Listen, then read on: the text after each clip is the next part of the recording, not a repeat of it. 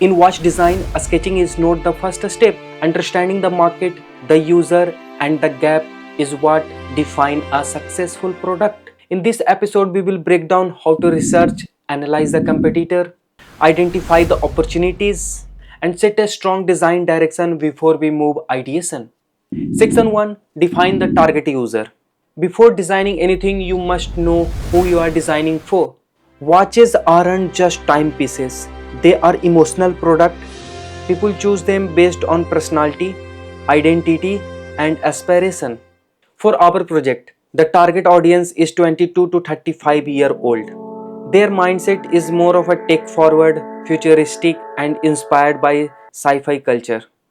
These users are usually young professionals, fresh graduate, or enthusiasts who want a statement watch, something that expresses their personality.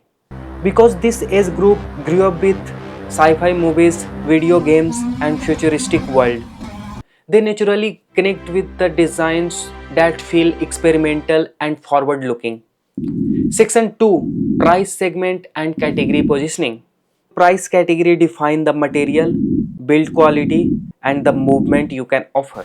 For our project, we are placing the watch in premium category with a price range of 15 to 25k. Now let's talk about movement, the heart of the watch. There are three main types: mechanical, automatic, and quartz. For this watch, I am choosing automatic watch movement because it fits perfectly in the premium range. It feels mechanical and alive. It adds weight, engineering value, and the luxury. It instantly enhances the overall product experience. Section 3, competitor analysis and finding the gap. Now we study the competitor to understand what exists and what is missing. This is the most critical part, finding the gap. Gap is the opportunity where the market is not offering something that the audience subconsciously wants.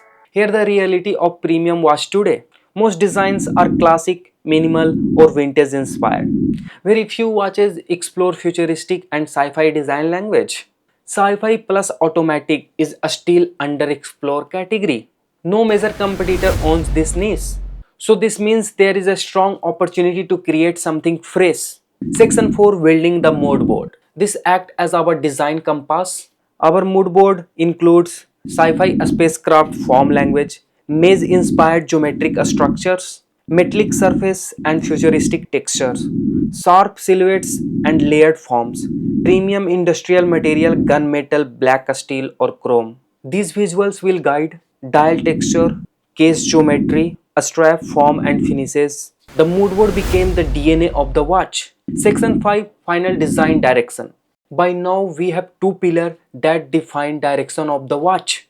Final design keyword, futuristic design language and premium automatic. Now the direction is locked. We know the audience, the price category, the movement, the competitor and the gap. Only after this clarity we are moving to ideation sketching. Stay tuned and thanks for watching.